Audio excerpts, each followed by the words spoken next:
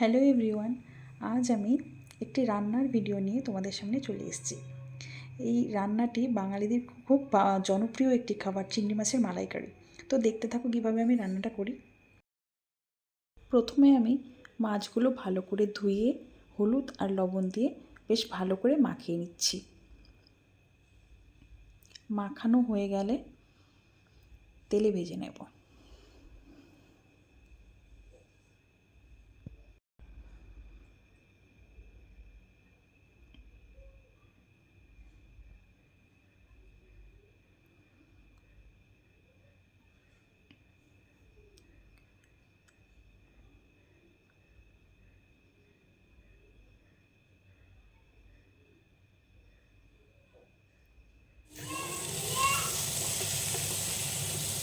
বেশ ভাজা কিছুক্ষণ পর আমার মাছটা এরকম লাল লাল টাইপের ভাজা হয়ে গেছে। এখন এগুলোকে আমি আস্তে আস্তে নামিয়ে নেব।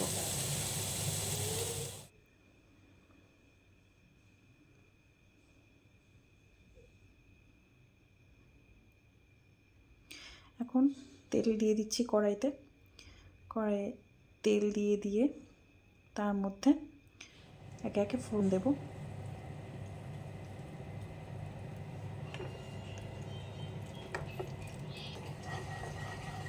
তেলটা গরম হয়ে গেছে, এবার দিয়ে দেবো তেজপাতা, এরপর দিয়ে দেবো শুকনো লঙ্কা, দিলাম এলাচ আর সাদা জিরা।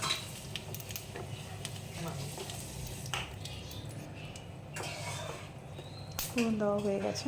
এখন আমি যে সমস্ত জিনিসগুলো রেডি করে রেখেছি, পেঁয়াজ বাটা, এখানে আছে পেঁয়াজ রসুন বাটা, এগুলো আমি দিয়ে দিলাম।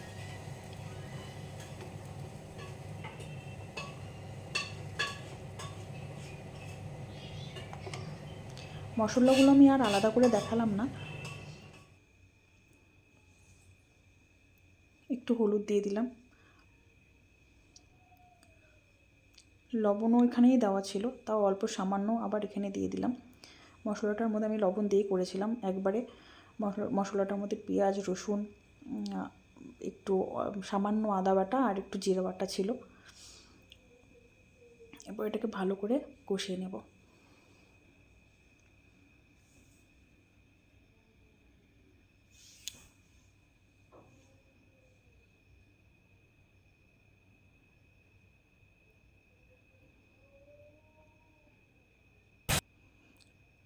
কষানো হয়ে গেছে।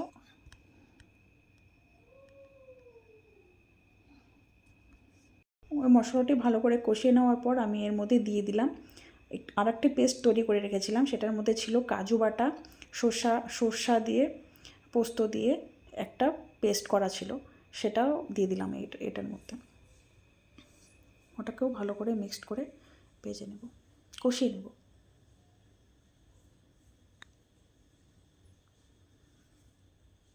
কিছুক্ষণের জন্য ঢাকা দিয়ে রাখলাম। ঢাকনাটা উঠানোর পর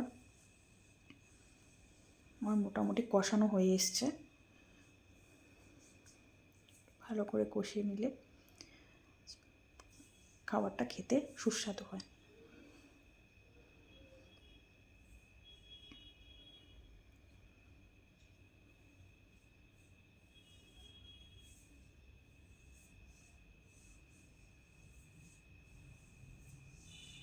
এরপর আমি দিয়ে দিলাম মালাইকারির যে মেন জিনিসটি না দিলেই নয়, আমি দিয়েছি, অ্যাকচুয়ালি দিতে হয় নারকেল বাটা, নারকেলের জলটা, দুধটা, মালাই যেটাকে বলি আমরা।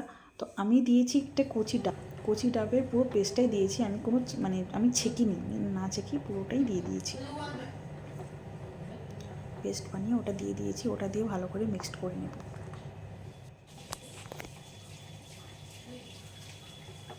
কিছুক্ষণের জন্য আমরা এটাকে আবার কষাবো।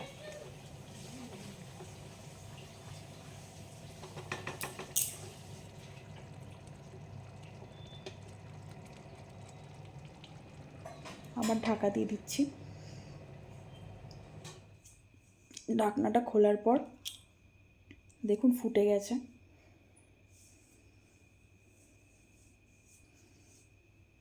জিনিসটি প্রায় হয়েই এসছে। এরপর মাছগুলো দিয়ে দেব।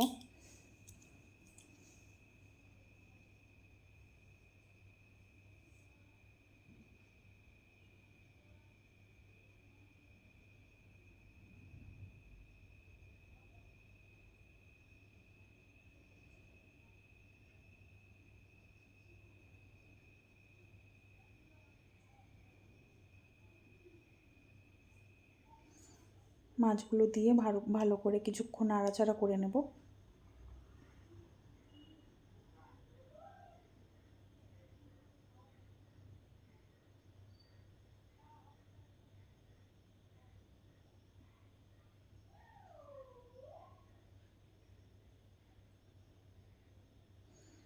প্রায় হয়ে এসছে দেখো।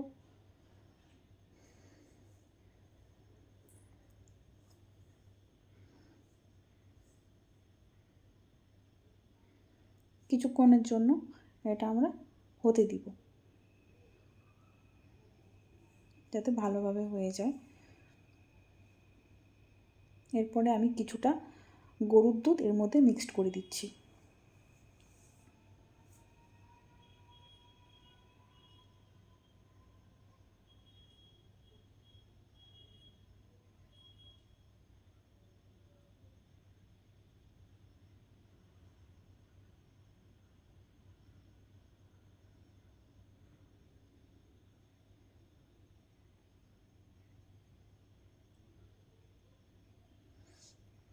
অল্প কিছুটা চিনি দিয়ে দিলাম।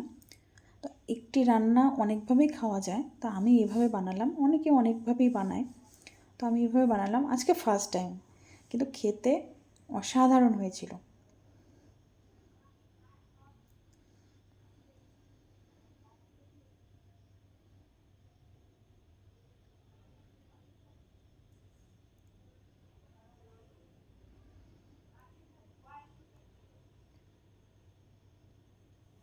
ভালো করে ফুটলেই রেডি হয়ে যাবে আমাদের চিংড়ি মাছের মালাইকারি।